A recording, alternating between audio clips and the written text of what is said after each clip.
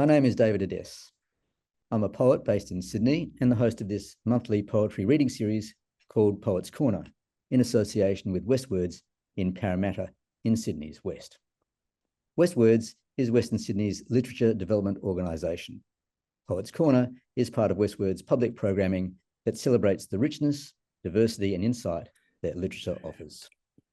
Especially in these times, we thank the ongoing support of Create New South Wales, the Cultural Fund of Copyright Australia, City of Parramatta Council, Blacktown City Council, and Campbelltown City Council, as well as the many project partners that have enabled us to continue to provide opportunities to writers and audiences. We hope that this new world will see a sharing and a closeness of spirit. It's a very fervent hope. Yes. Each month I invite a poet to read poems and talk about them around a theme of the poet's choice. Our guest poet today is Libby Hart, who'll read poems and talk on the theme of poetry as portal. But first, an acknowledgement of country. I'm recording today from the Windsor Library in Hawkesbury, New South Wales, which is responsible for this not very good light, I'm afraid, sorry. Libby is recording from her home in Ballarat in Western Victoria. Before we begin, I would like to pay my respects to and acknowledge the elders, past, present and emerging, of the Darug and Darkinjung people, the traditional custodians of the land in Hawkesbury, and to acknowledge also that they are the sovereign owners of their land, which has never been ceded or given up. I also pay my respects and acknowledge the Wadawurrung people as the sovereign owners of the land on which Libby is fortunate to be a guest, and pay my deepest respect to Wadawurrung ancestors and elders for their wisdom and strength, and acknowledge the countless generations who have lived and loved on that ancient land. Libby Hart is the author of 4 poetry collections: Burn, Wild, This Floating World, and Fresh News from the Arctic, and editor of My Name Suspended in the Air, Leland Bardwell at 100, and centenary collection of poems celebrating the Irish writer Leland Bardwell.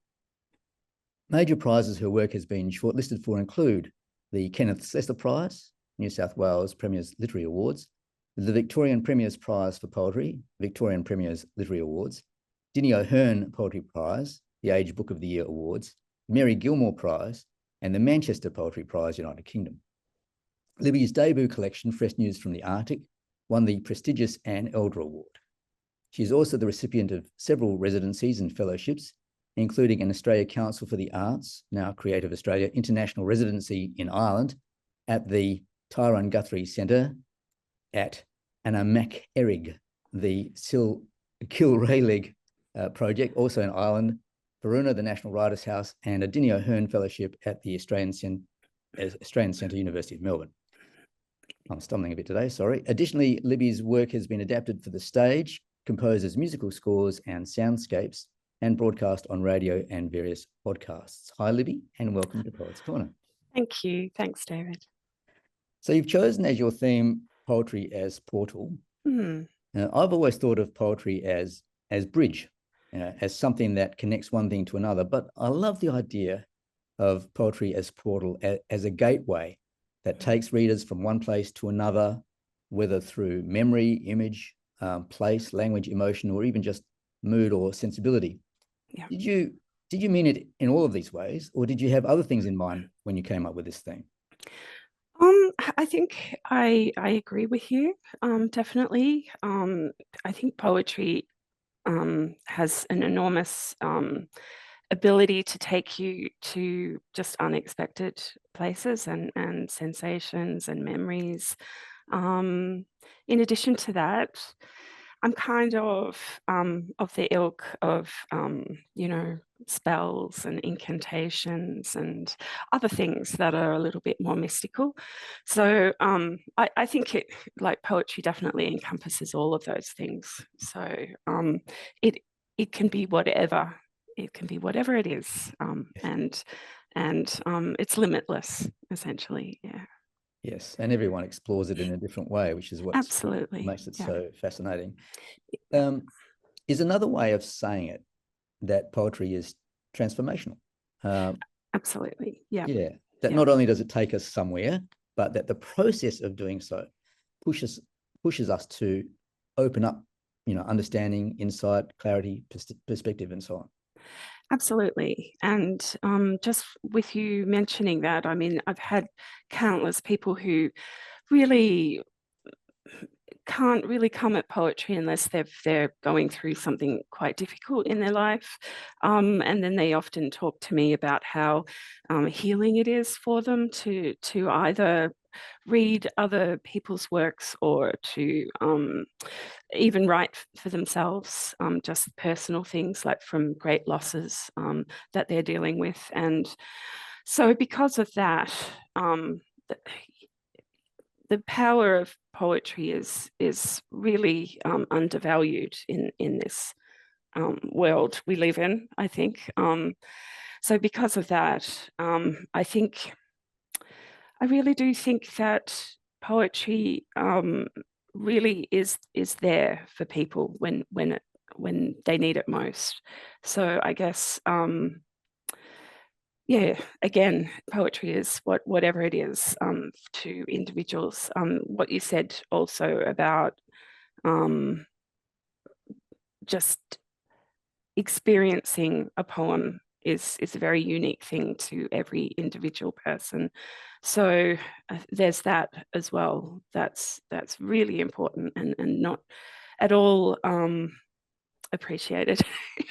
Well, it's So funny yeah, though, isn't it? Because I know that poetry is very much on the margins, yeah, but I have this conceit that everyone's a poet, yes, um, absolutely, and yeah, that poetry or viewing things poetically is something that we all do. Even if you're looking at the sky or a absolutely, rainbow, yeah, not necessarily processing it as a poem, but yeah, there is a poetic way of looking at the world that most of us, at some stage or definitely, other, even the most pragmatic of us, yeah, will do. So it's yeah, ironic that it's at the margins in a way, because you'd think yes, it was yeah, relevant to everyone. yes. Um, is there something about poetry that distinguishes it for you from other forms of art that can perhaps also be portals? Yes. I think because I come from, a page poet tradition rather than an oral, like I really do prefer the page. Again, it's that uniqueness of whoever's going to pick up a piece and read it themselves. However, I think the beauty is also this strange alchemy that happens when someone reads something that they really connect with. They sense things. They go into another sensory world that often either will bring up something that they've experienced or is something completely new. Like you can read a poem about, uh, if it's very evocative of place, you can read a poem that's of place that you've never been to, and you can actually almost smell it. That's the beauty, and I know that like novels and perhaps nature writing can do that too. But there's something very mysterious and beautiful and otherworldly about poetry that you can just step right into it and feel it and sense. So yeah, just talking about a place poem, you can sense that place. Yeah. So that's the uniqueness of poetry, and that's why they're like an individual poem is so important. It's like it is a portal that you can walk in and out of. It's quite fascinating, our experience when we read something that really connects with us. Yeah. Yeah, I mean, it's also, I think, a place of intersection where Yes, yes, the poem and the poet and the reader all meet, yes, and each exactly. brings something to it that makes Yeah, a different reading for everyone who reads it. absolutely. Yeah, yeah. I didn't have this as a sort of scripted question, but it made me think, how did you come to poetry? Where was the origins of that? Yeah, it took a little while. I did write as a teenager, like most people. Angst. Yeah, and just like little scribbles, and I did get encouragement, during school and everything. But it kind of went on the back burner, and I actually wanted to be a visual artist. But that kind of fell away in my early 20s, and then poetry came back. So from my early 20s, I've been, writing poetry. Not much else, but mostly poetry. Yeah. So it's interesting, and this dedication, and after you do it for decades, it's it's a strange little sect that we all belong to. But it's necessary. Like for me personally, I need it. It's my voice. It gives me a voice when sometimes in my life I haven't had one. So that's helpful. It's very healing to do that, and that's why someone picks up a pen and writes a poem, because there's also a physical need to get it out of your body sometimes, Yeah. I think probably because it burrows under your skin. And it's Absolutely. Yeah, absolutely. Yeah. And also I spend a lot of time, particularly with my more personal poems, spend a lot of time processing a particular situation, and that, so that helps to get it out, get it out on the page and go, I think that's what's going on. So yeah. Yeah, I get that. Yeah. Is it not just the reading, but also the writing of poetry that is a portal to elsewhere? Absolutely. Yep. Again, writing poetry instead of reading it is very, like, for me personally, I know there's so many people that have spoken about it, but it is such a mysterious thing. You're not doing it on your own so much. Like you are, but you've got, the whole history of poetry right behind you, looking over your shoulder, as well as just more mysterious things where you're trying to find a word, and then all of a sudden a word pops into your head, and well, where did that come from? And then you take it from there, and you go actually in another direction entirely. So I actually really love the process of writing and chipping away at it, and editing it to a point where what I actually sat down to write is not there. It's something else. It's not like Michelangelo knowing that David's there in the chunk of marble. It's I really like the idea of, oh, I didn't expect that, and I've gone this way, and look at that. That's quite different. I really love that. Yeah. And I want to to be a poet, you have to like experience and live in the world, like anyone else, really. It's not that wonderful and mystical, but I think the process of writing is quite mystical, and just expecting the unexpected is part of the beauty for me. And I want to do it in a way that stretches me, but also just really stretches the language. I really love working with language and unusual words and so on. So so that's that's me. That's how I do it. Yeah. I mean, the mystery is kind of the hook. Absolutely. Absolutely. Yeah. And I deeply respect the mystery. It's fun as well. But it's an honor, really, to be creative, in my opinion. I think in the time we live in now, it's a shame that we don't get like there's not a lot of interest in it's mostly like commercial business stuff that's lauded, really. And I just think that's a shame. When, well, I mean, when you've got Trump and everybody else, and I think it's a logical thing that that's all they're focused on, but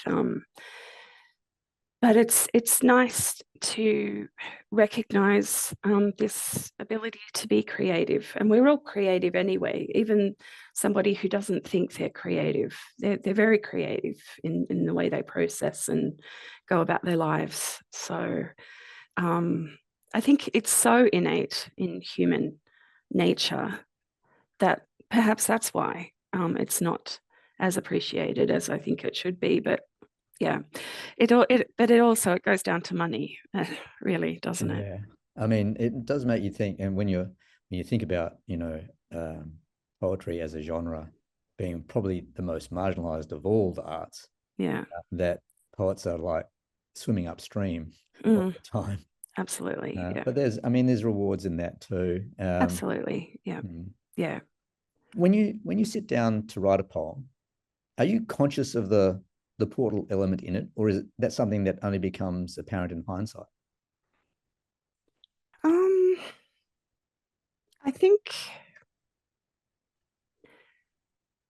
I think when I spoke about going in a different direction, I think that's the portal for me,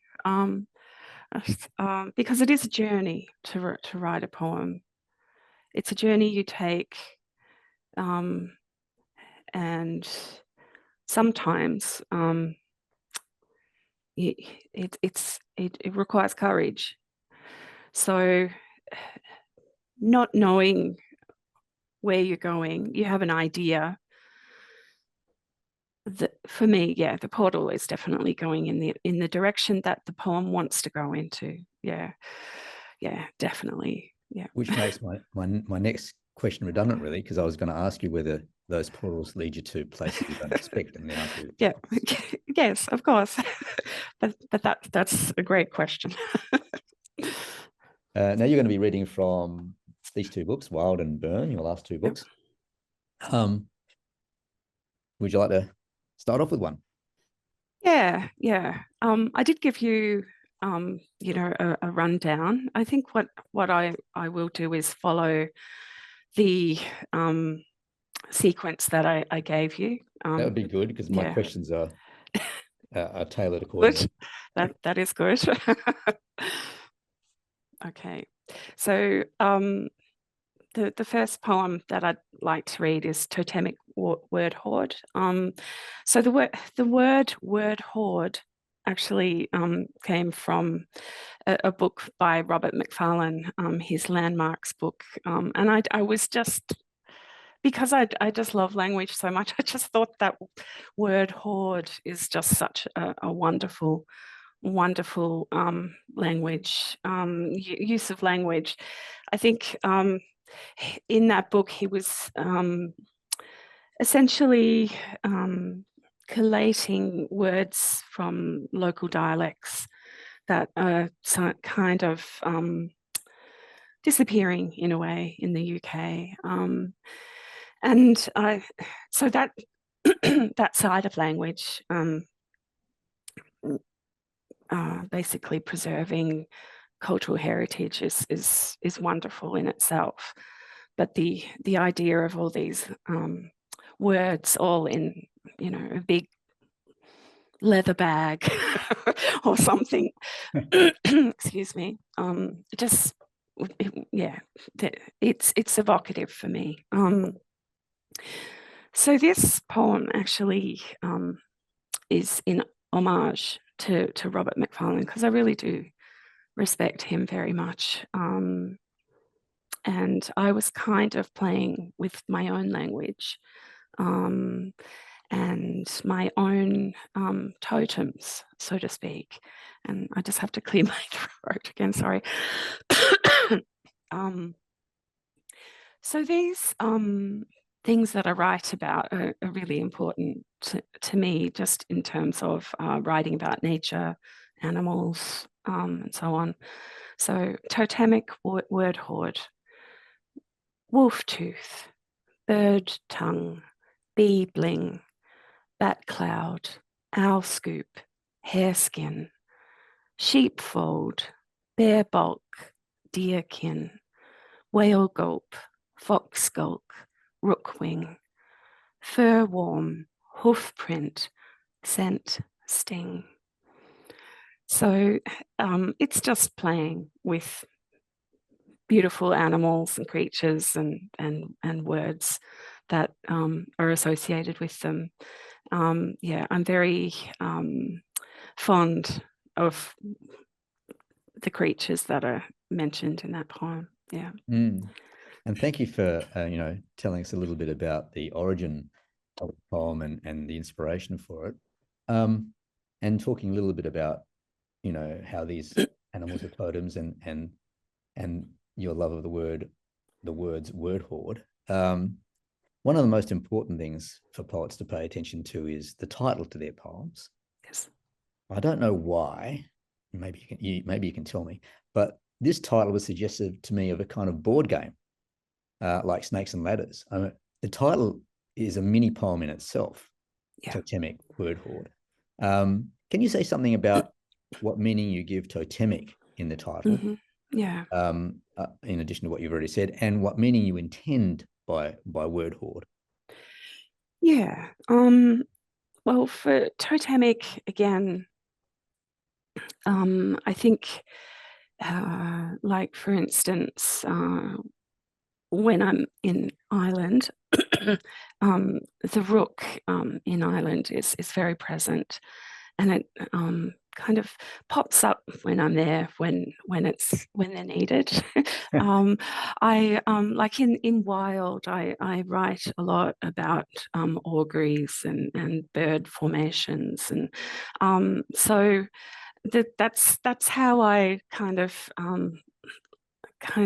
live my life in terms of a very like I guess I think I wrote in the email I sent you, I think I'm an animist at heart.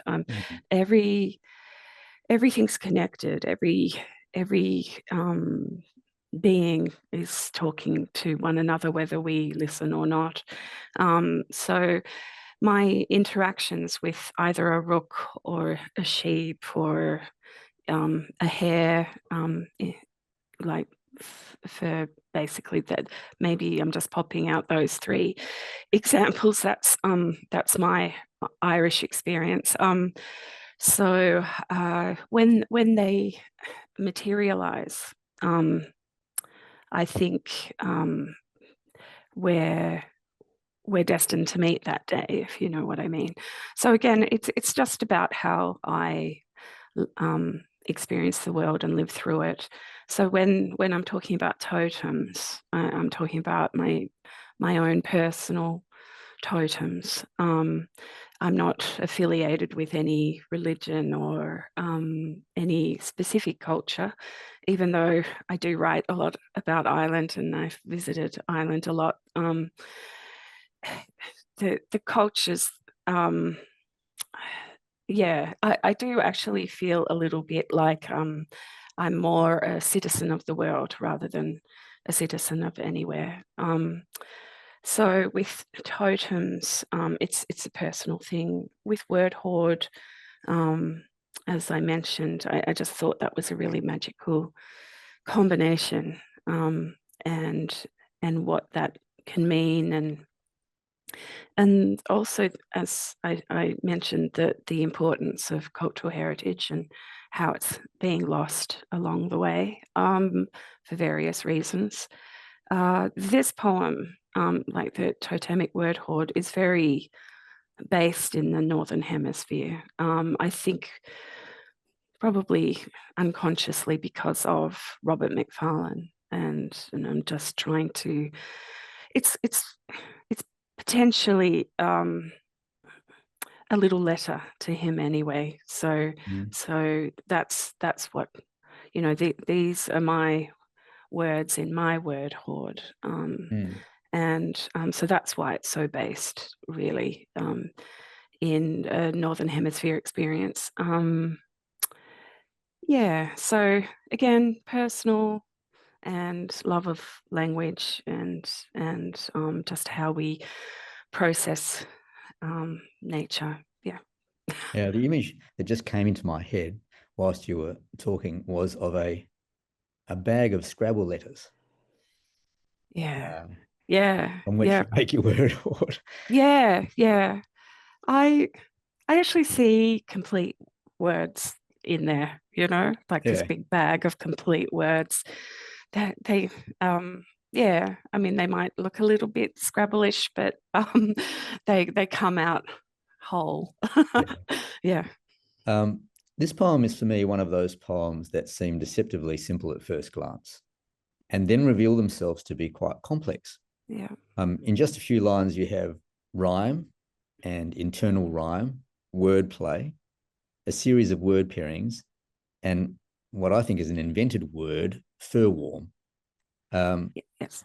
It's my word. Yeah. Yeah. The difficulty is that if you get any of this wrong in such a short poem, the poem fails. And this poem evidently clearly doesn't. So how much work went into getting everything right in this poem, Libby, and how much work went into finding the perfect word pairings like whale gulp? Yeah. Yeah. Um, well, again, this is the process I take. A lot of my poems now are quite short, but they take a long time. It's very much, even though I said earlier that I was a page poet, I'm very much, I need to hear it. I need to hear the sounds that I'm making. And they all need to really, even though this is just a 6-line poem, it needs to be really tight, watertight, and it needs to sing. Yeah, so that's contradicting what I said earlier about being a page poet, but still, yeah, sound. The use of words. I really like to invoke something. So in terms of whale gulp, that's me saying what I find amazing about whales, just like this huge, you know, big gulp of plankton and tons of water. So a huge gulp there. Yeah, so let me think. I think I'm honoring the animals and I'm honoring who they are. And I can't do that kind of, oh, it, this, it, that. These are yes, they're grouped into basically, species of animals, but they're also individuals, and they have their own lives and their own experiences. So I'm kind of, I think a poem like this is like a spell for me. It's and spells use rhyme and other sort of meanings to what you're trying to convey, what the outcome will be. So essentially, that takes time Yeah. in a nutshell. But I just, yeah, a poet friend says I forensically edit, and yes, I forensically edit, and I will, I could have a two-page poem and it ends up being 6 lines really. So yeah, I pare back. I'm minimalist, I guess, is probably the word. Which notwithstanding what you said before, is a little bit like Michelangelo and David, because you're Yeah. whittling away and carving out and carving out and carving out, Yeah. and then Yeah. you've got what you've got. Yes. Yes. Yeah. That's yeah, that's interesting. Yeah. It seems to me that you could have written this poem in multiple ways, by changing the order of the word pairings, for example. Yeah. Yeah. So how did you settle on beginning the poem with wolf tooth as opposed to any of the other options? And how did you decide that this was the right order of word pairings for this poem? Yeah, exactly. It takes time. I from memory, I spent a lot of time trying to find the right words for the individual animal or creature. And then when I was happy with that, I thought, well, where are they? How are they going to fall on the page? And it was a little bit of shuffling around, and then I did change a word or two. And then added a few things just so it could work. Yeah. Did you have a whole bunch of different versions at one stage? And then I did. Yeah. So again, it's about whittling away. Yeah. Okay, wonderful. Can we have another poem, please? Yeah. So the next poem is called Scent, and it's from Wild.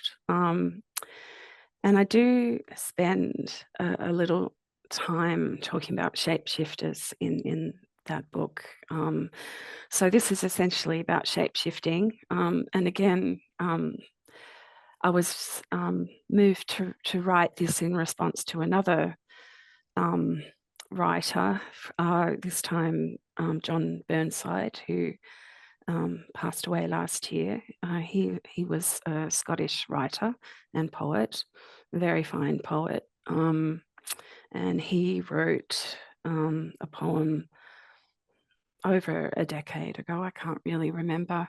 And when I read it, it was just, again, such a portal that it just stayed with me for so long that I thought, you know what, I need to write my own response to that poem. So this is called Scent. I think of all the shapeshifters moving in and out of their bodies, at once a wolf's keen face under the moon's gleam, then a sulk of rabbit. Paws make imprints in the snow. I hear their cool crunch as they travel.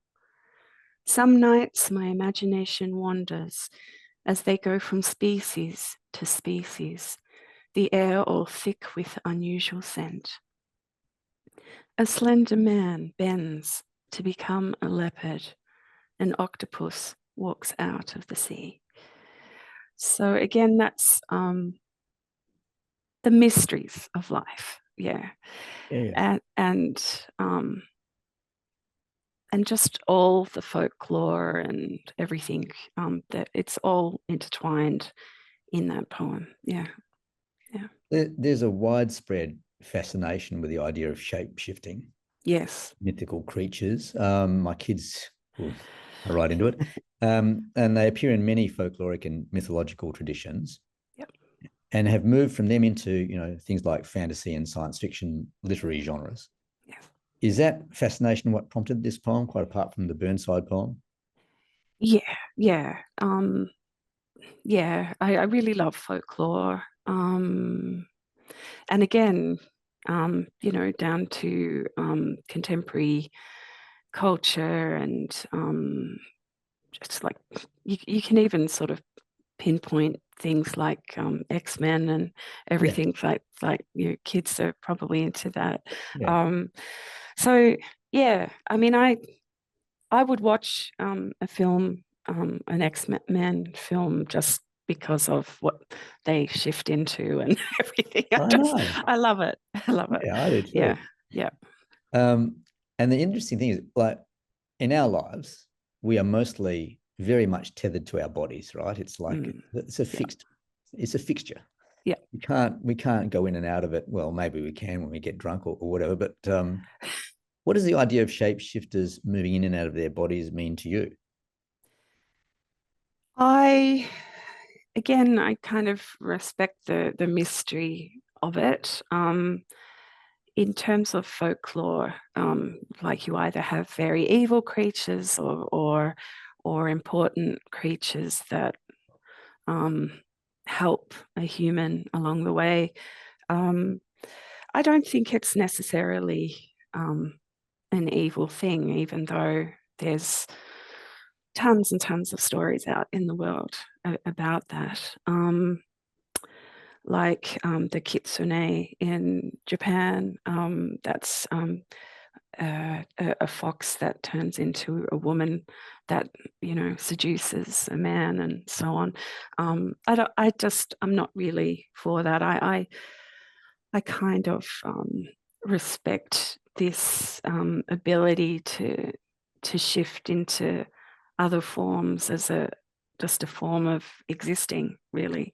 Again, it goes back to sort of animism and other sides of older cultures that saw something in the animal world and the spirit world combined. Yeah. So that's where I'm sort of, that's where I put all my energy inside of that side of things. Yeah. I think, yeah. Is it also about dabbling with the idea of not having the constraints that we have? Absolutely. Yeah. Yeah. I think that goes without saying. Definitely. Yeah. There's a freedom to it. Yeah. Yeah. Like as you said, we're kind of stuck in these spacesuits that we can't get out of. And sometimes it would be nice, particularly if you've got chronic pain or whatever, or an illness or so on. It just would be nice just to step out and have a break, but we can't. So yeah, of course it's appealing if that's the case. Yeah. Yeah. Do you think one of poetry's roles is to explore the borderland between the known and the unknown, or to peer into the fog of the unknown to get glimpses of whatever may be there? Yeah, absolutely. I mean, that's why I write poetry. It's about the mysteries.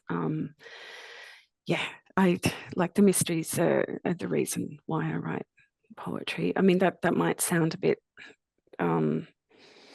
new agey or something, but it's not really. It just goes back to the fundamentals of what's important out there, and that, you know, as humans, we don't know everything. I think often we're all pretending we do know quite a lot, but we don't really. We have no idea about what's out there and what's going on. Yeah. Sometimes we don't even know what's in here. Yeah, exactly. It takes a while just to say, what's going on here? What am I feeling? Or yeah. So yeah, it's like selves are mysterious as well as the world. So yeah, I agree. And when you say some nights my imagination wanders, yeah, I mean, that encapsulates it all, doesn't it? yeah, definitely. Poetry would be nothing without the imagination. So absolutely. Yep. For sure. And there's your portal as well. The imagination wandering is absolutely gateway to all those portals. Yes, definitely. I mean, you talk about how you write poetry that's very tight, and it is. I feel as though there is tremendous restraint in this poem, that you have avoided the possible pitfall of trying to include multiple shapeshifters in a longer poem. Can you talk us through your process in writing this poem and how you determine what to put in the poem and what to leave out? Yeah. I wanted a very simple picture of just the act of shape shifting. So that was the key. I did leave out quite a bit. Again, this is an example of a shorter poem that was longer. I think this took a long time to write because I didn't really know what I wanted to say as such. And then towards the end of editing it, I realized actually I just want to set up a situation and then just be quite basic about the act of shape shifting. So that's why I only gave two examples at the end. And I tried to make it as evocative as I could, a very simple way of shape-shifting into a man bends, and then an octopus walks with their tentacles. So it's a very simple image that wouldn't confuse anybody. No, but they're very strong. Very strong images. I mean, it leaves the reader, me, with an image of an octopus walking out of the sea with a lot to ponder. How does this happen? What you know? Yes. What's going on? Yes. Yeah. And I suppose in that sense, the poem kind of asks the question about what we perceive and how we perceive it, and that's that's exactly the point. I think for me is what we perceive, but also we're not always looking at what's right in front of you, and that's the key to this poem. Yeah, for sure. Yeah. Okay. Want to read another one? Why not? The next poem is called Kinbrace, and this is a little village in the Scottish Highlands, and I visited there in, I think, 2016, in towards Christmas time or the end of the year, and I wanted to. It was such a wintry and magical landscape, and I just wanted to pop it in there like a postcard, really. And it was very snowy and very windy. So I'll just read it. So Kinbrace. Burn and bend, cloud and cloud mountain, a snow scatter of sheep. Birds scramble above the scribble of tree. I then turned to the wet-lipped god as if to greet you. His gale-force words stormed through me, and my heart did flicker, and my heart did yowl. And sorry, you go ahead. I was going to say, I didn't know what Kinbrace was. I thought it might have been another one of these words that you made up. So I looked it up and I found photos of the village. And Yep. It's actually very sweet. And in Scottish or Scots, or even just like local understanding of a burn is similar to just a very narrow creek that runs down through parts of fields and hills and other things. So and using that word burn for this poem is in my collection Burn, so that was important as well. But burn is actually, the absolute opposite to something hot in that time, at that day that I was there. It's a very cold creek running through. So I just wanted to clarify that. Not a lot of people know that outside of Scotland. So no, and in fact, I didn't know that, and I was going to ask you. This is a winter poem, and yes, where did burn come into it? So you've answered the question. Thank you. And just like using descriptions like the scribble of tree, I just really wanted to capture the winter landscape and just the snow, and using some descriptions such as the wet-lipped god. That's actually the wind. So I just wanted to clarify that as well, because I think people get stuck on who's the wet-lipped god, and no, it's the wind. Question. Oh, I'm sorry. I am sorry. That's all right. Okay, maybe I'll just zip it. No. How long were you there? This was just a trip to meet up with friends in Edinburgh. but I ended up going off on my own up the Highlands, just to explore the Highlands by train. So that's my experience there. I was only there for a couple of weeks. Yeah. Yeah, but long that wasn't enough to give an impression, isn't it? Yeah, absolutely. But that's not my only visit to Scotland. But yeah, it was my first time in the Highlands. Mm. I mean, it's a poem about place. Yes. But it's also a poem about the impact of place on the narrator. Mm. Can you say a little bit more about the place and its impact on you to give this poem more context? Yeah. Well, it's just like a little snapshot in time. I kind of think of it like a postcard. Mm. The original title was Postcard, but I thought, no, I should actually say where it's from. So I think, there's such a romantic view of the Scottish Highlands, and then when you're there, you do go, whoa, it's just so beautiful. It really is.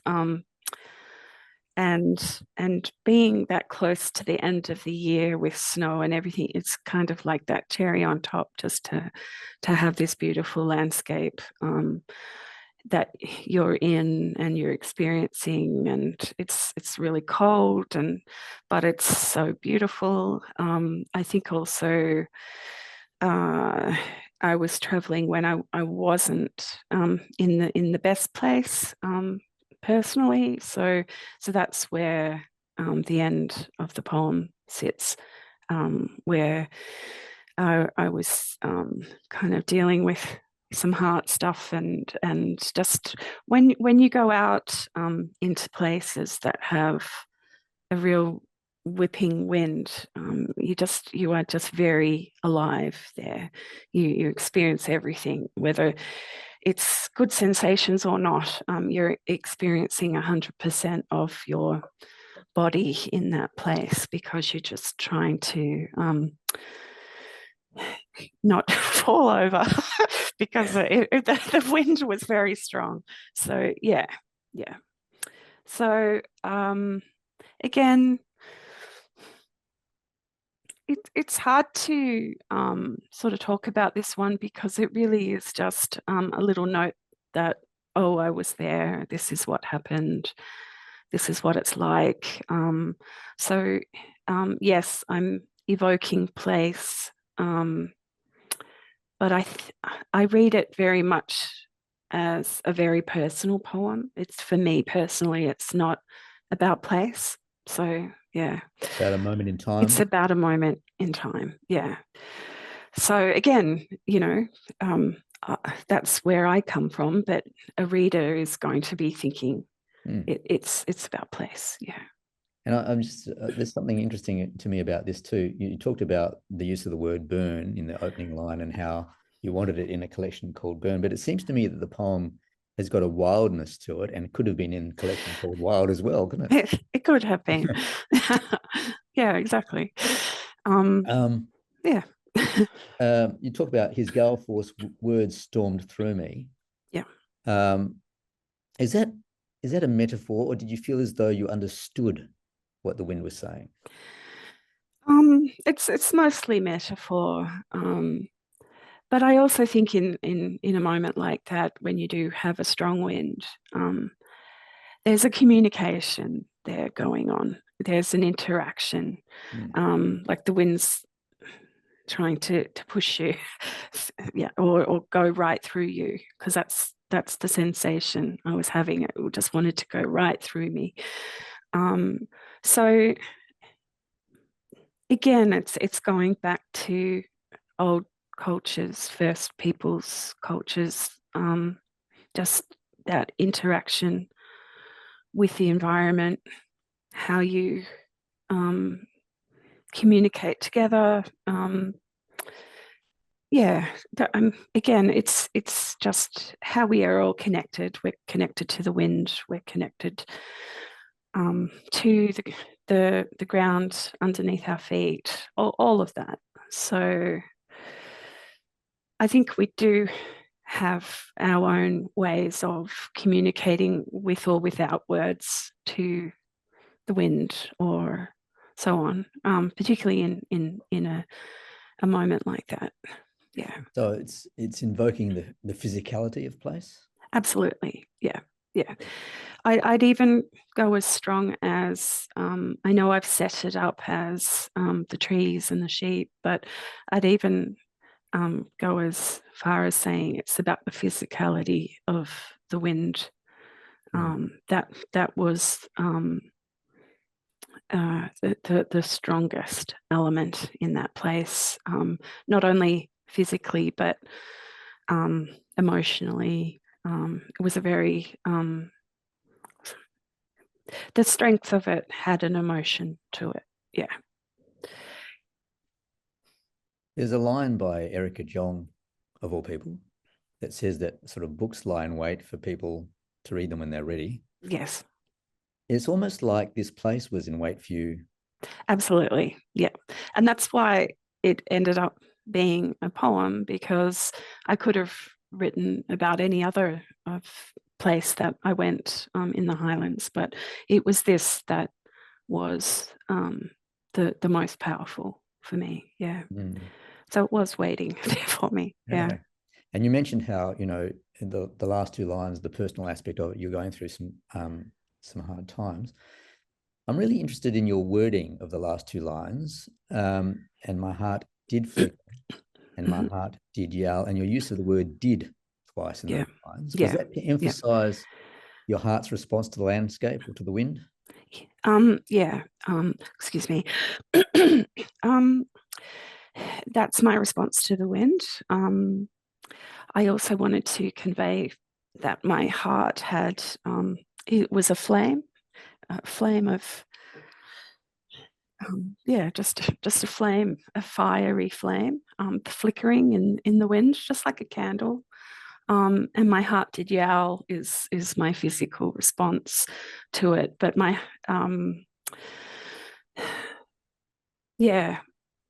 So if you see the image of a candle with the flickering, and especially in a strong wind when it's nearly going to go out, and it kind of makes that noise. It's not a yell, but that yell, the use of the word yell, was an emotional response to how I was that day. But yeah, my heart is like a flickering candle flame. But you could have written, and my heart flickered and my heart yelled. But well, if to explain that, that's me honouring the tradition of folklore and the use of repetition in folklore, and so there is very specific reason for those, the arrangement of the words, because it is a little bit like a story, a folklore story there.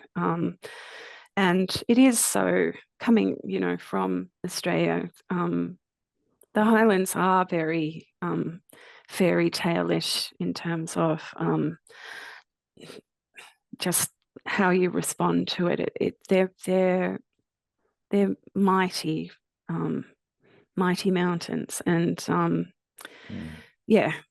so it's kind of like, I guess I always wanted to go to the Highlands, and this is my little fairy tale ending that I did actually go, and this is what happened.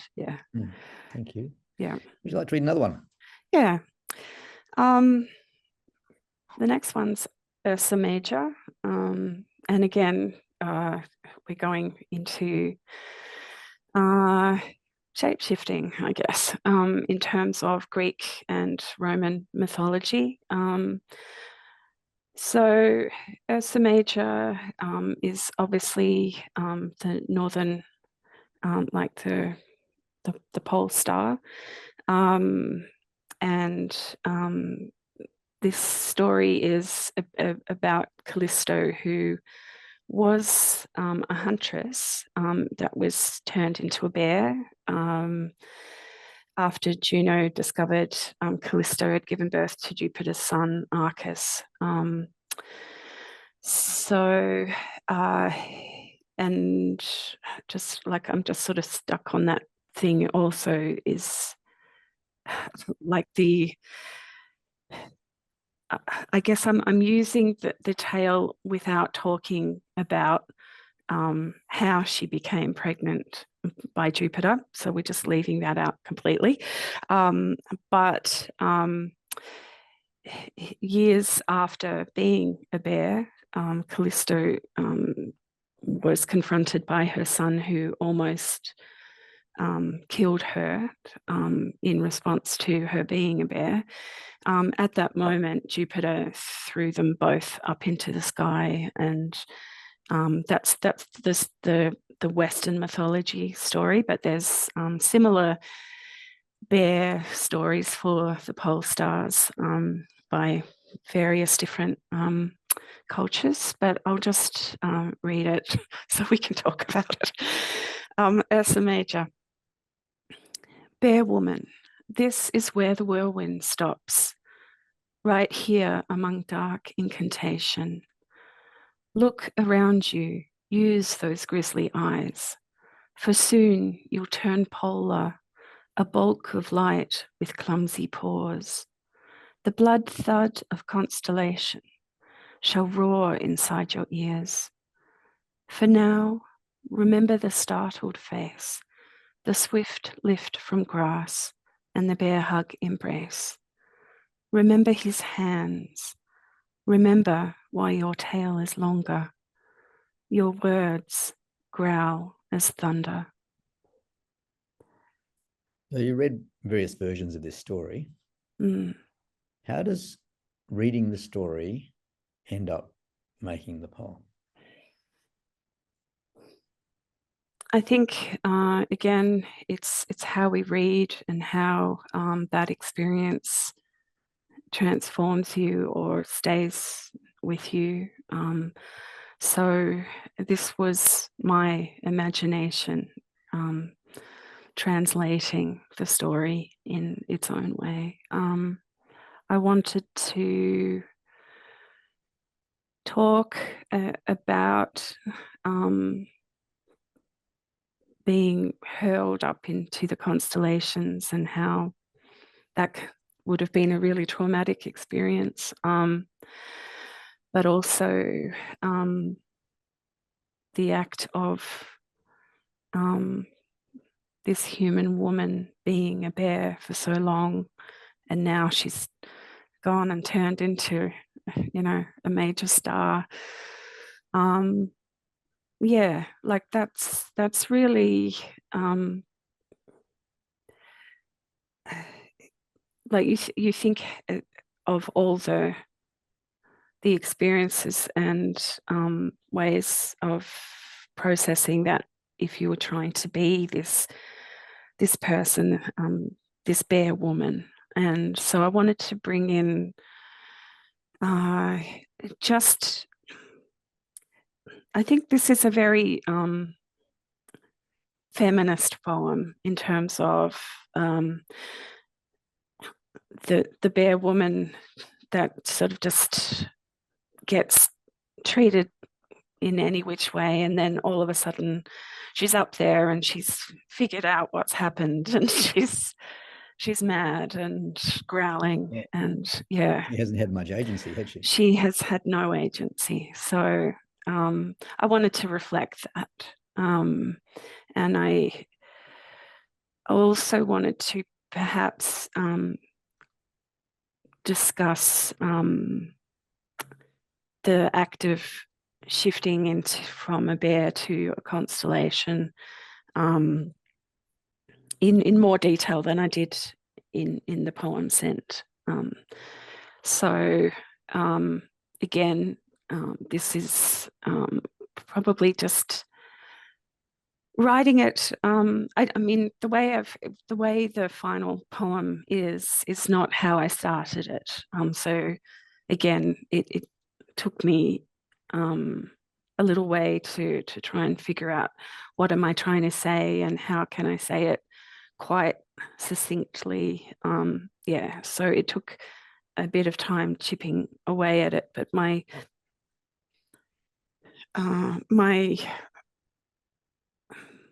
my need to write it in a way that this is what happens, and this is, you know, could be any woman's experience really, in the in a metaphorical way, I guess. Yeah. Yeah. It's just occurred to me, Libby, that your poems are shapeshifters. They are.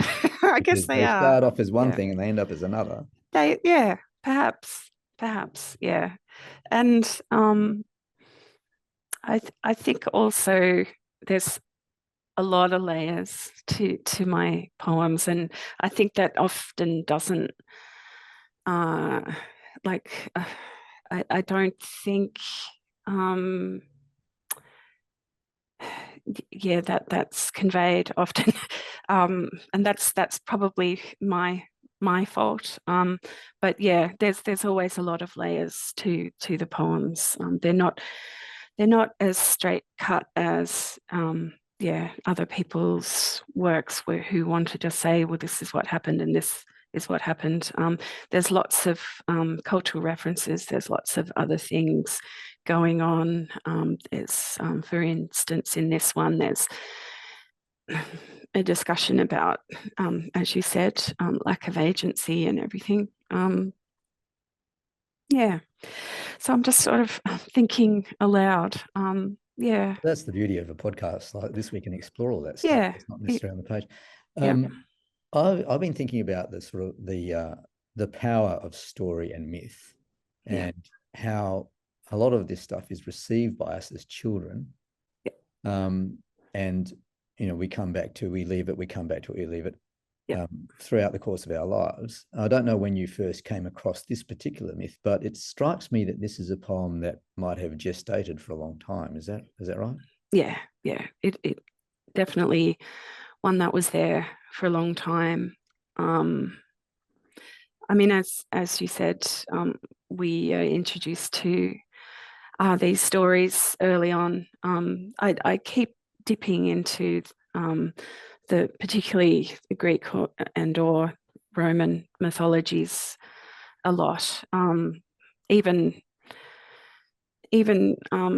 thinking about some of the work that I'm working on at the moment, it's all related. Like mythology is very much a very specific reference in my work, for sure, and that can sort of go beyond traditional mythology to personal mythology and so on. So I think, I mean, everybody does it, and I think mythology is there to process the world and everything. So that, again, it's a good touchstone to use in your work. So yeah. Well, you're certainly not alone, that's for sure. Exactly.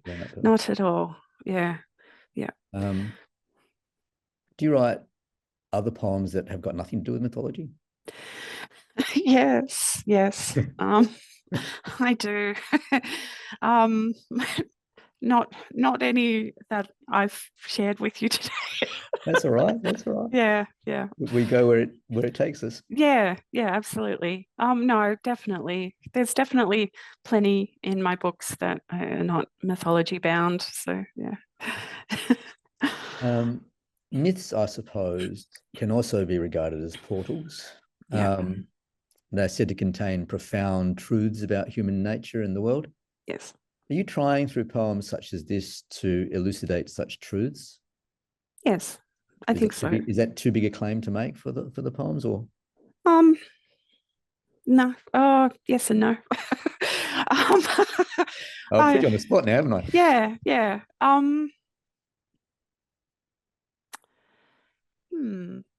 I don't know. I don't know, honestly. I think, again, it's just about they're there as vehicles for us to understand the world. So if it's going to sort of wander in there consciously or unconsciously, I think that's just how we live our lives anyway. So I don't think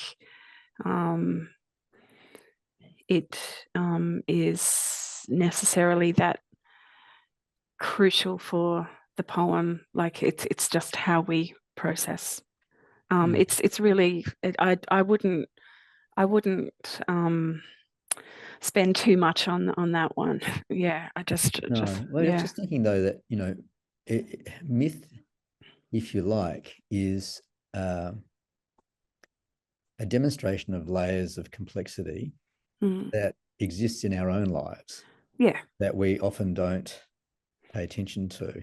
Exactly. That we're skimming on the surface all the time. And so when you start sort of investigating myth through poetry, you're going into the nuance and the complexity that's underlying things. Yeah. Yeah. And again, it's the layers that I spoke of. Yeah. Yeah. You mentioned that there are a number of different versions of this myth. And there are many aspects to it. I mean, we've talked about agency, there's deception, there's power imbalance, there's punishment and retribution. But the focus of this poem is on remembering. Yes. Remember the startled face. Remember his hands. Remember why your tail is longer. I just want to interrogate that a little bit. Is this focus on remembering in conjunction with the last line, your words growl as thunder, to bear witness to a wrong that was committed, or is your focus on remembering meant to suggest something else? No, to absolutely bear witness. And also there's this element that I was thinking about while writing it is she going to have, you know, consciousness when she turns fully into a star? So it's just to remember this, and this is bearing witness. It's all about bearing witness. Yeah. Okay. Did you want to say anything else about this poem? No. Well, let's go to the next one. Okay.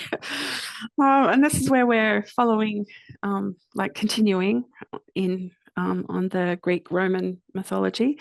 So this poem's about Atlas, and only recently did I find out that Atlas doesn't hold the world up, he holds the sky up, and that really floored me, because there's just so many representations of Atlas holding up this globe of our beautiful blue planet, but he's actually was punished and given the responsibility of holding the sky up, and that's completely different. So this is just me around the time I discovered that, and I wanted to write about it.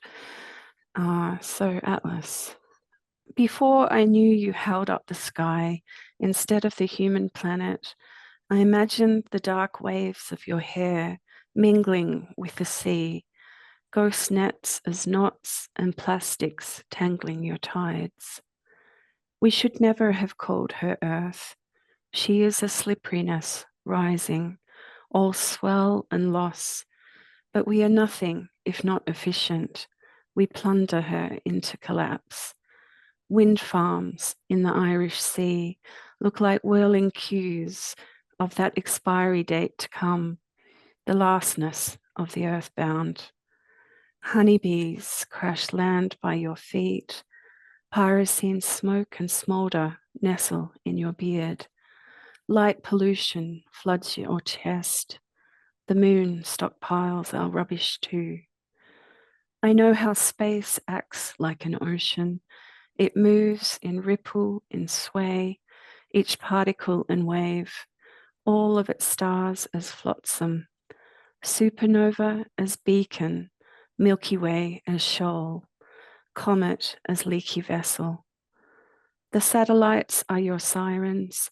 You keep listening to their white noise, to their fake news, the dark matter of those stupid things we might say or do.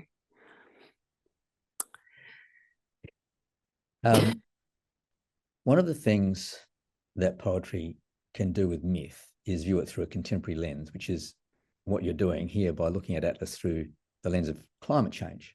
I'm just thinking about how devastating those two lines are, but we are nothing if not efficient. We plunder her into collapse. What gave you the idea to do that? Was it something obvious and compelling, like it's all around us, or was there a kind of light bulb moment and then the poem emerged? So this is a poem that is in response to me understanding that I got it wrong, and that he's holding up the sky.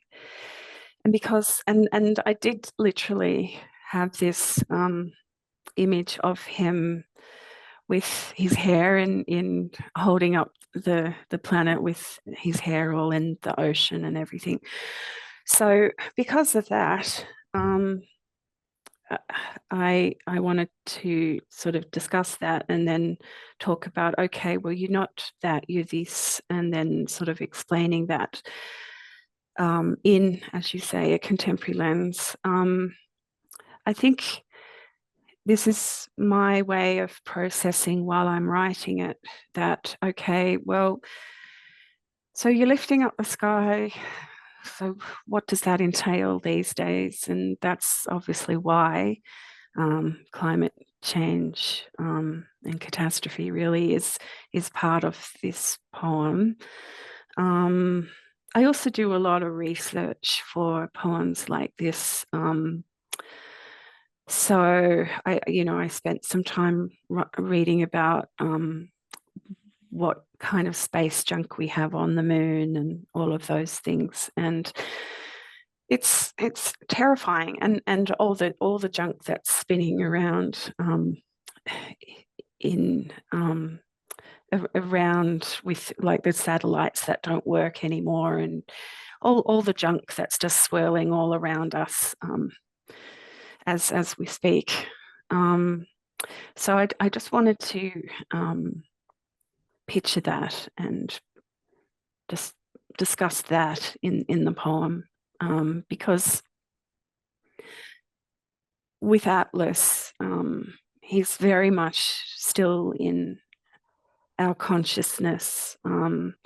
We still use things like the Atlas complex and so on for people who have the world on their shoulders and so on. So because he's so still very present, I made him present in our world, right, as a few years ago, like right as we are living now. Yeah, so I guess that's the crux of how the poem came to be. Yeah. The poem alludes to plastic pollution, Yes. light pollution, Yes. noise pollution, Yes. smoke pollution, all serious and worsening problems. I'm sure Atlas didn't imagine having to contend with any of that. No. You could almost imagine him saying, "The ingrates, why do I bother?" Yeah. Did you ever consider perhaps writing this poem from his perspective? No, because I don't think I could. I don't think I. Well, let me just say, if I did, I probably, it would have been a completely different poem, obviously, but I don't think I could have even attempted that. Yeah, I don't think so. God, no, no pun intended. No way. No. Yeah. I don't know why I came at it this way, but again, it was about processing things. So that's where what's on the page, I'm processing what he's holding up. So yeah, and I would never have attempted Atlas. I don't think Atlas was like this bulky guy. I wouldn't be able to do it. Yeah. I was quite struck by the line, "We should never have called her Earth." Yeah. Can you expand on your thinking behind that line? Yeah. I can't remember the name of the writer, but that line is reference to an article I read, and I can't remember where I read it, but it was an online article. From memory, she was a scientist And she actually said we should never have called it Earth or the Earth. I think we should never have called the Earth Earth. So that's me paraphrasing and giving it a more feminine pronoun. Yeah, so that doesn't come from me at all. However, it's very intrinsic in how I see the earth. Like I really, yes, we stand on solid ground, but we have like the planet is mostly water, and we are water ourselves, a large percentage of water. So I think yeah, I've always felt that way about Earth. Yeah. One aspect of the Atlas story is that the sky is always about to fall down, but never does. Yes. So one reading of this poem is that notwithstanding our plundering the earth into collapse, as you put it, perhaps that collapse will never come.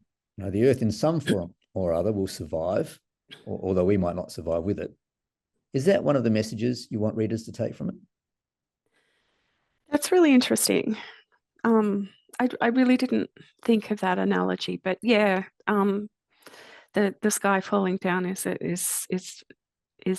very subconscious, obviously, in that poem. Yeah, I think that's how I wanted to have people understand that, yeah, the world will survive. And I agree. I don't think we will, but it will rewild in its own way. Yeah, I think, unfortunately, we're going headlong into something that is ultimately our demise, not the Earth's. Yeah. Yeah, we're our own extinction event. Yeah, we are. Yeah, we don't need to look to yeah, comets and asteroids and we're the doing it all by new ourselves. dinosaurs. Yeah, exactly. I guess a corollary of that is that Atlas never stops holding up the sky. Yes. Admittedly, because he's given no choice. Yeah. And similarly, humanity can never stop persevering on planet Earth because we have no choice either. Yeah. No matter how much of a mess we make. Exactly. In the interim. Yeah. And no matter the fake news and the stupid things we might say or do. Yeah. So is it too much to say that the poem is optimistic? You know, there's positing endurance and resilience despite everything. Am I reading the poem through rose-colored glasses, Libby, or is that your meaning? I think there's some rose-colored glasses there. Yeah, and I wrote this poem before, like the full consciousness of Elon Musk colonizing the moon. So yeah, I can't remember the James Baldwin quote about the moon, but it's a good one. Oh, it's, you know, paraphrasing. It tells a lot about a person, whether when they look at the moon, whether they want to, you know, have it, possess it, or to look at it lovingly. So yeah, I guess there's a lot of that as an undercurrent in this poem as well. Yeah. Yeah. Yes, unfortunately, yeah, colonizing other spaces in the multiverse is not a good thing at all. Seems to be part of the DNA, though, the colonizing aspect of it, doesn't it? Oh, absolutely. Yeah. Unfortunately. Yep. All right. Would you like to read another one for us? Yeah. So just following on from that kind of very Western view of sort of Greek, Roman culture, we go to bibliomancy. And again, my wild book collection was talked a lot about auguries and foreseeing the future and so on. This poem's from Byrne, but it took on an interesting poetry exercise more than anything. But bibliomancy is foretelling the future or giving you some kind of understanding of, you know, when you open up a book and you get a line from it, you can foretell something. If you've got a question, it will answer it. So for the interests of this poem, I physically did this exercise. I did bibliomancy, and this is what I came up with. So these are actually, it's a found poem, obviously. It's experimental. It's prophecy by looking at books by, and I've opened up books by, let me see, Anne Boyer, Lightsey Dust, Audre Lorde, Walter Benjamin, Joe Harjo, Marcus Aurelius, Kavak Akbar, Alex Soth, and Jay Deschamps. So, and that's, I think that's in order of what I'm going to read. However, I'll just say I had more books than this, but this is the poem that I ended up with. So, bibliomancy. Where does empire come from? Theft and amnesia. How do you deal with the casual atrocity of the world?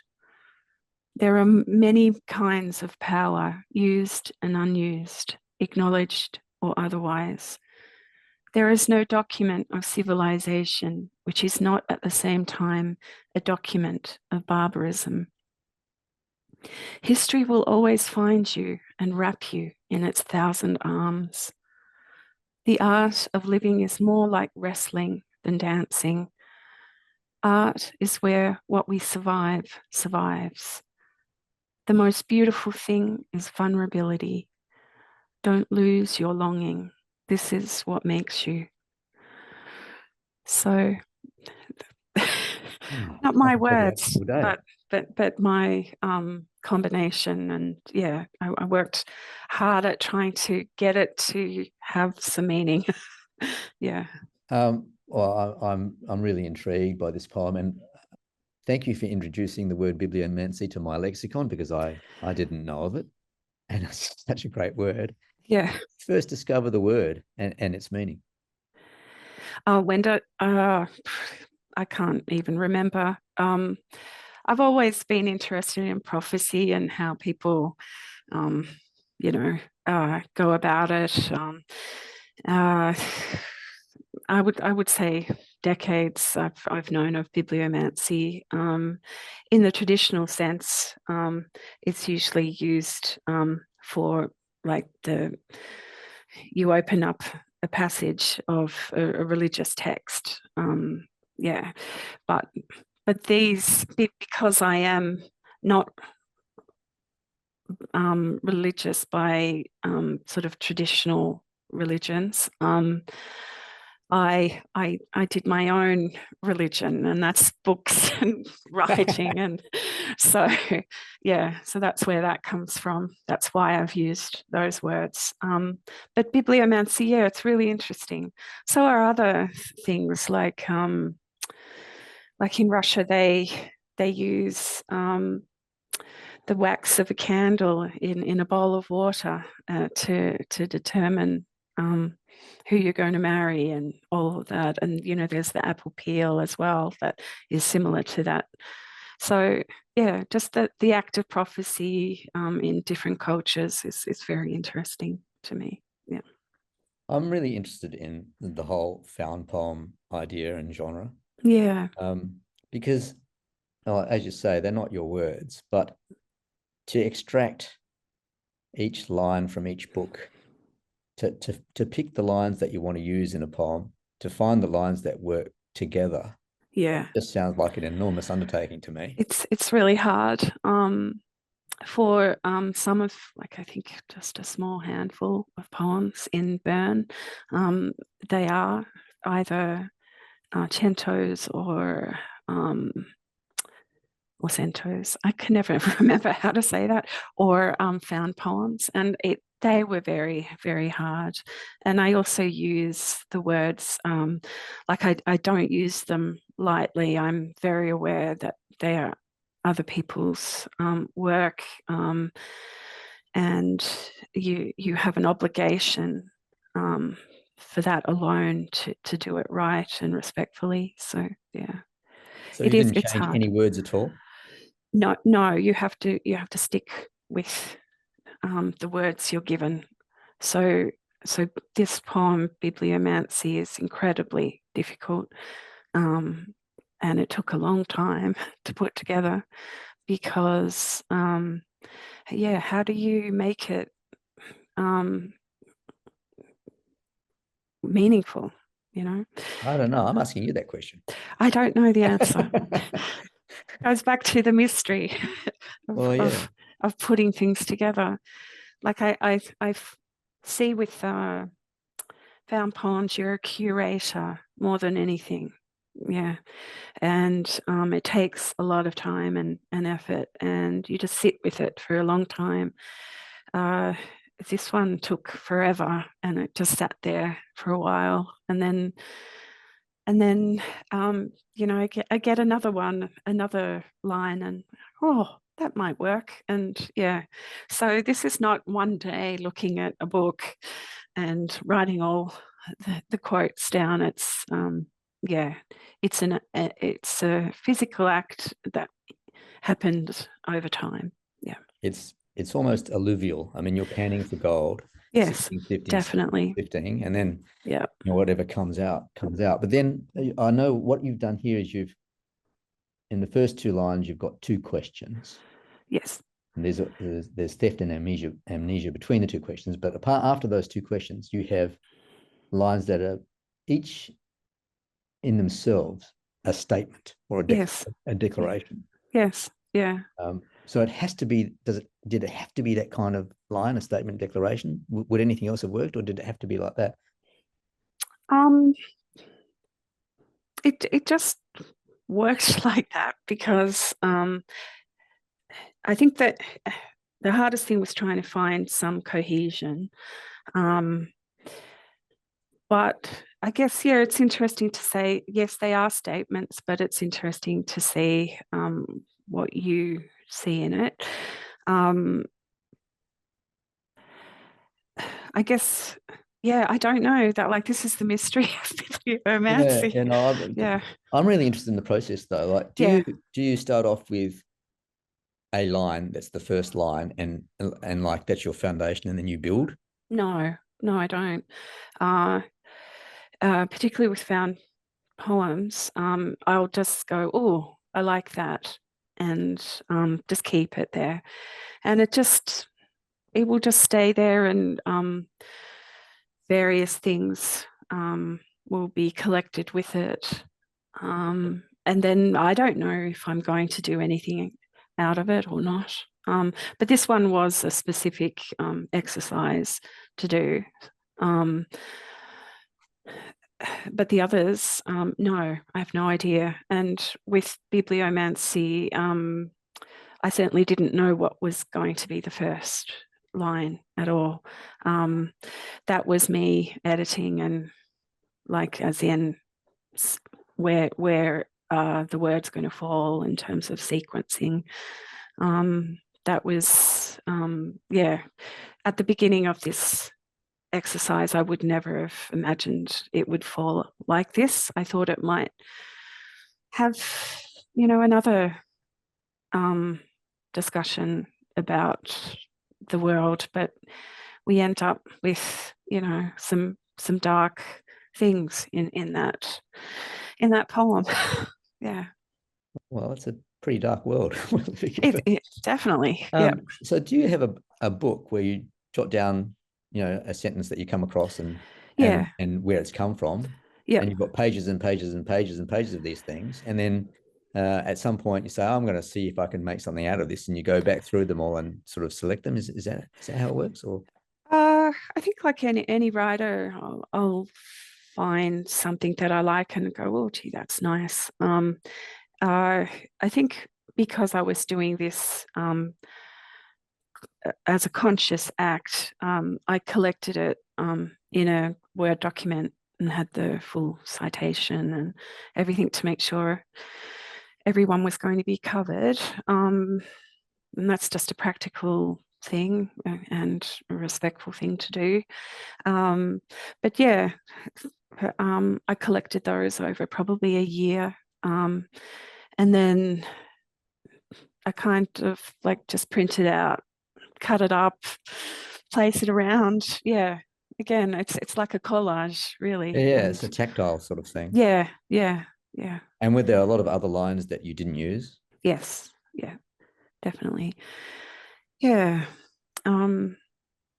These ones felt right to me, and how they started to fall into place felt right. So I found it a very instinctual process. Yeah. Yeah. I mean, you've talked about, the difficulty in finding cohesion. Yeah. You've got 10 lines, and I think you've cited the work of 9 different writers. How on earth do you make sentences by 9 different writers cohere? I have no idea. Well, that's not very helpful. That is the mystery. That is what I love about poetry, and that you actually have been given permission to do this as a found poem. Like before this and the other handful of poems in Burn, I'd never attempted it, would never have thought of attempting it, but there was something at that time that made me go, why don't I try this? And then I had fun. It was fun. And look, I'm glad to hear yeah, that, because I've been thinking to myself, how am I going to try this, and is it just too hard? But yeah, there's fun involved, and maybe I'll yeah, give it a go. Give it a go. But it's hard. It's harder than you think. Oh no, I think it's hard. It Yeah. seems hard to me. But Yeah. it does come together, and that I guess you've got your first line and your last line now. Where does empire come from? Theft and ambition. Don't lose your longing. This is what makes you. They're the brackets. You've got to get those lines right, don't you? So yeah. that would have been hard in itself. Yeah. But there we are. We have it. Yeah. And again, it's a process of just, I guess, patience, just waiting, collecting it slowly. Yeah. And honoring the words, because like that is the bulk of why you do it. You honor the words that you're using. Yeah. Mm. Yeah. Wonderful. Okay. Well, I'll store that away for future reference if I ever have a house full of children, and I can yes. I'm thinking about such things. Yep. Would you like to read us another one? Yeah. So this poem is called Sister, I Dreamed We Were Birds Again. And that actually comes from a line from a poem called Into the Horse by Sarah Jackson, from a collection called Pout, that was published by Blood Axe Books in 2012. And again, this poem's is in conversation or in dialogue with an Inuit origin poem called Magic Words. And Magic Words is such a wonderful poem. Are you aware of Magic Words? Everybody should. I'll give you a link to it that you might be able to share with listeners. Yeah. Magic Words is really important to me. It's a foundational poem for me in terms of how I view the world, and again, it's a very animist poem, and it covers a lot of ground in terms of the idea of words and spell making and so on. And I wanted to to be in dialogue with that. And this is, just, it's quite, it's faithful to magic words. So if you read them both, you'll see, but it's my own telling. And this fell into place when I actually discovered that line from Sarah Jackson's poem. So, sister, I dreamed we were birds again. We buried gravity and took flight. There was no need for constellations. We glided on a drift of air until we dropped altitude. When feet touched rocks, our wings reduced to shoulder blades. Feathers fell away. Skin grew soft and pink. From bone and muscle came a surge of hands. Night held us inside its long, soft ache, and when we thought of a word, we spoke it. Fire, you whispered, and a small light was struck before us. It tilted all on its own in the vast darkness. Water, I said, and a stream met our new feet. We dived in and became fishers. And again, it's the shape shifting. Yes. It appears again and again. Yeah. But beautifully so. It reads to me like a creation story. It's a creation poem. Yeah, definitely. And Magic Words is an origin poem for Inuit people. So yeah. And the feeling I get from it is that anything is possible. Anything. We are what we make of ourselves. Yeah, absolutely. Yeah. It's a lovely message to put in a poem, isn't it? It is. Yeah, definitely. The poem is elemental. It mentions air and rocks and fire and water. Is that for you part of conveying the creation story? Yeah, absolutely. Yeah. It's everything that is and we are and so on. So yes, it's very important element. Yeah, the elements. I want to talk a bit about the title of the poem, Sister, I Dreamed We Were Birds Again. The again tells us that the narrator was once a bird. Yes. And that this form has been lost except in dream. Can you speak to that? Again, I can't speak for Sarah Jackson, whose words they are, but for me, yes, that's exactly what it conveys. That, and we go through a particular cycle of life, and we, I mean, even in our human spacesuits, we evolve and we have many lives in our life. Some people call it chapters or whatever, but you go, you sort of, like in my past life, which was like 10 years ago and all of that. So we have multiple lives in one life. And that's essentially what I'm trying to say here as well. Yeah. Not simply prologue, story, epilogue. No, none of that. Yeah. Can you tell us about the sister? Is she a literal sister or a metaphorical sister representing all sisters? Or were you thinking of her in some other way? Yeah. For me, it's a sister, my sister Melissa, who I actually dedicated Wild to, which is where this poem comes from. So yeah, it's definitely a poem for her. It's how we've evolved, and also the importance of our relationship where we're there for each other. I think it's pretty obvious in the poem that we're sort of looking after each other. I guess that's an important thing as well. Yeah. Yeah. Why was there no need for constellations, Libby? Why there was no need for constellations. So we buried gravity and took flight. There's no need for constellations. So we didn't need to, we didn't need the light to guide us. We were guiding ourselves. That's essentially what I meant by Is that. it tied in with, resuming the shape of birds, which returned instinct? Yeah, definitely. It's all about instinct. It's all about the way birds do fly and navigate in darkness and so on. So it's all that combined.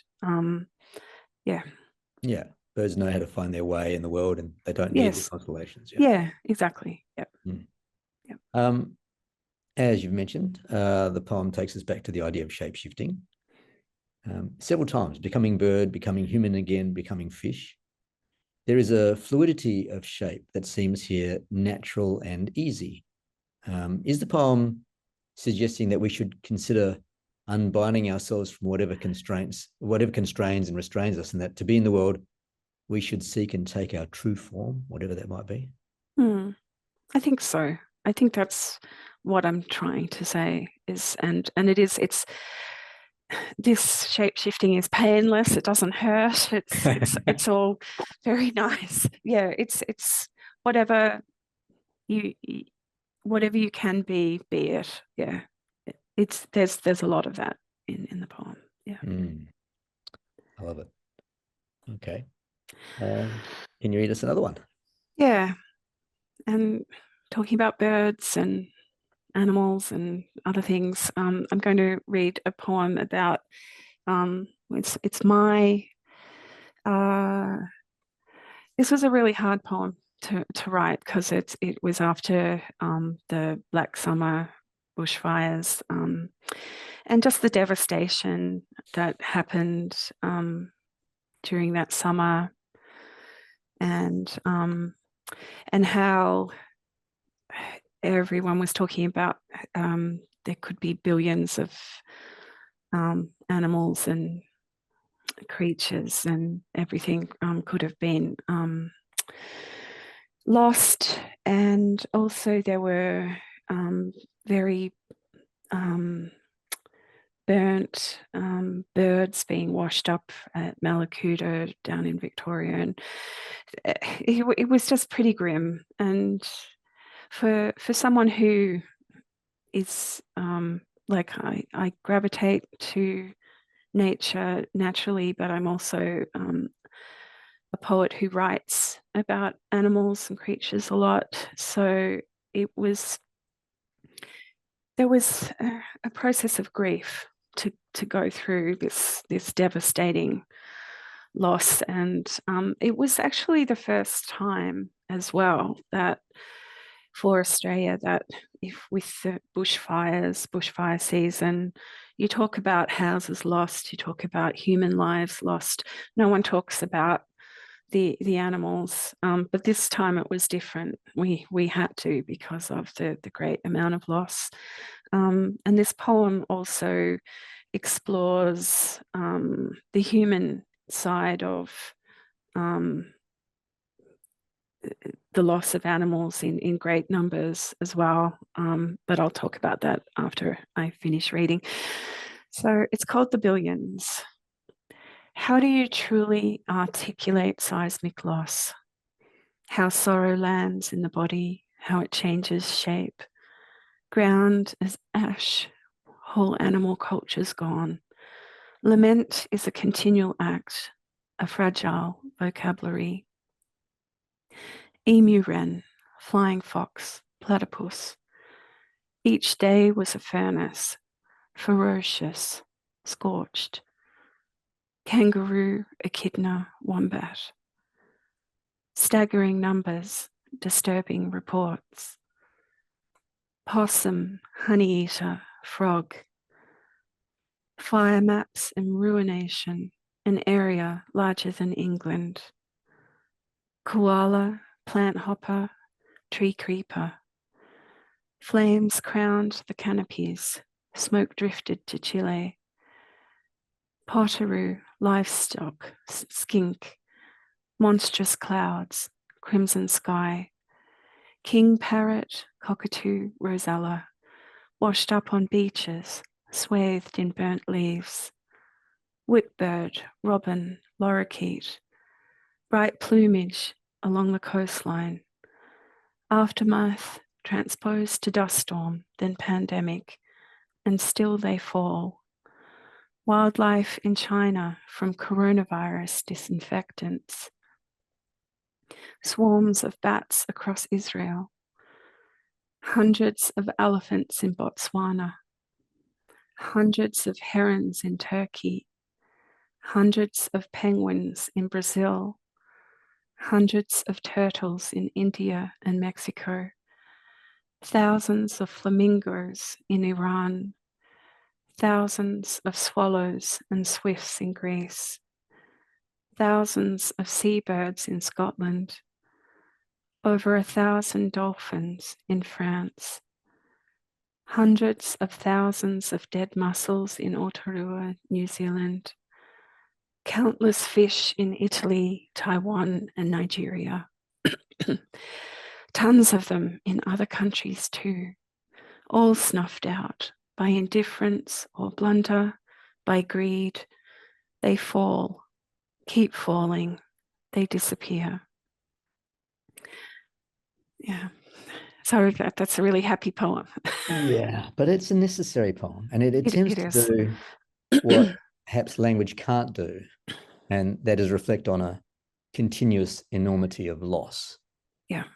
Which I think the line that really struck me, that encapsulates that, the impossibility of the task of you that you take on for yourself as poet, is lament is a continual act of fragile vocabulary. Yeah. Sometimes when you sit down to write a poem like this, lines like that come almost unbidden, fully formed. Was that the case here, or did you really wrestle to come up with that line? Well, funnily enough, that line is not mine. It came from, I can't remember. It was actually a statement at a festival. Irish poet said that, although he was speaking. So sorry, I just can't remember his name. Yeah, so unfortunately, that's the only line that is. And I picked it. That is not mine, and you picked it because it is so meaningful and so exact. Yeah, I should actually. I'll have a look and see what his name is. I really should know that. Okay. Well, while you're doing that, yeah. I noticed, I didn't pick it up initially, but I noticed when you read it, how your lens swivels from the Australian landscape to a global landscape, so that you're bringing in everybody, if you like. And this poem is for everyone. Yep. Was that a conscious, no, clearly it was a conscious movement. Yeah. Was there any thought of confining it to Australia? Did you just decide, no, this has to go way beyond that? I felt like it had to go way beyond, just as like the poem Atlas is a global discussion. Again, this is about climate change, and it's like devastating everybody. I mean, since then, we've had devastating fires in Canada and in the States, in California, and France now. And France. Yeah, so we're all burning. We're all burning, unfortunately. Yeah. Faced with the enormity that this poem grapples with, I'm sure many people feel a sense of helplessness. As a poet, you undertake the necessary task of bearing witness. We've talked about that. Is that to articulate not just the lament and the loss, but also to proffer no solutions, to actually acknowledge our helplessness? Yeah, definitely. Yeah, I'm writing this as my way of processing the grief I was feeling knowing that there's no solution, particularly with the politics of today. Will we ever get to where we can actually make a difference and turn things around? I'm not sure. And yeah, so I have no answers for this other than just to bear witness. Yeah. I was in South Australia a couple of weekends ago along the very rugged, windswept South Australian coast, where I managed to see firsthand a little bit about that toxic algal bloom that's affecting a lot of South Australian marine life. It's quite horrific. I can't help but think about that when I read a poem like this. Yeah. So this poem is, I would say, regrettably topical. Yeah, regrettably. And likely to remain so. And it's happening on our watch. Yeah. Did you write it in part because there still seem to be people who are in denial about climate change, and the only response to that denial is to keep hammering out the indisputable facts about mass mortality events to try to break through that denial? Yeah. I mean, those people probably won't ever read the poem, will they? Yeah, no, I don't think they're going to read it. Yes, and I think, yeah, I mean, it's simply, for me, yes, it would be great if somebody like that read this. It's a cry for help in a way, but knowing that you're just going to hear echoes at the end. I don't think we're doing enough, as I said. And there's that grief, not only for what had happened and happens, but also, I guess we're in a strange predicament of knowing that our our human life on Earth is has an expiry date because of what we've done, and like the issue of knowing how we've just mismanaged everything and just used everything as a commodity, but not fixing it. How do we exist like this? How do we go about our daily lives without losing hope? And and I think we're all living with that. We're all questioning that, and we have no answers. There's no answers at the moment. So it's grim, but it's also facing reality. I can't be someone with my head in the sand. But I know I'm only one person, or an organization trying to fix it is only one organization. We need a collective effort. That's just not happening. Yeah. But you're tapping into a global grief and a global anxiety. Global grief, yes, yeah. and huge anxiety. Yeah. Now, it's not explicit in the poem, but it's inferring, isn't it, that we have to take responsibility. That, however impossible it seems, however insurmountable the problem, the first step towards addressing it is to fully acknowledge it. This is happening on our watch. Yep, absolutely. Yep, on our watch. Yep.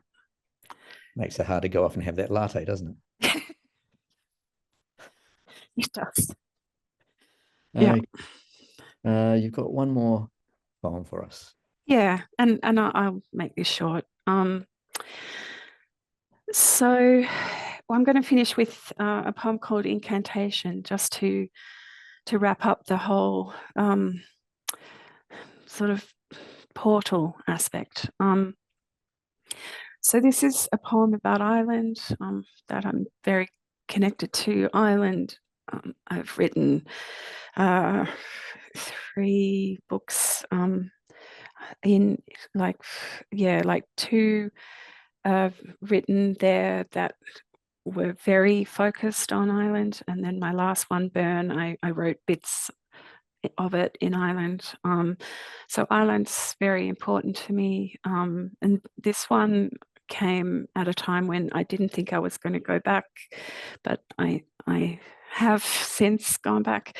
So I wanted to capture the good and the bad sides, but this is actually a translation, loose translation of Irish place names into English, and they are very poetic at times. The place names I've used aren't so much because of the repetition and the use of the sounds within the place names, but I'll just read it now. Incantation. As I was leaving, I turned to the rain and whispered, river of the phantom, road of the sprite, stream of the child, mountain of the women, rock of the men, and grave of the big man. I knew each well, but wished not to invoke them. Instead, I beseeched the leap of the dog, peak of the cow, twist of the paw, curve of the plain, and arm of the sea. The rain cupped my words so the wind could drink them. Little river, little lake of battle, small island, small mountain, little corner and little throat, place name after place name, scattering their sound seeds. Hut of the whispering, nook of the sun, home of the thief, ridge of two demons, backside to the breeze, and rock of the boat. Sonant by sonant, steeped with valediction. Valley of cloud, place of puddles, sleeve of storm, sweet stream, pasture of honey and well of milk. Each farewell, each pluck of feather. Moor of hens, lock of flocks, crag of the hawk, top of the world, height of crows, and hill of ravens. As I was leaving, I turned to the rain and whispered, and the rain cupped my words so the wind could drink them.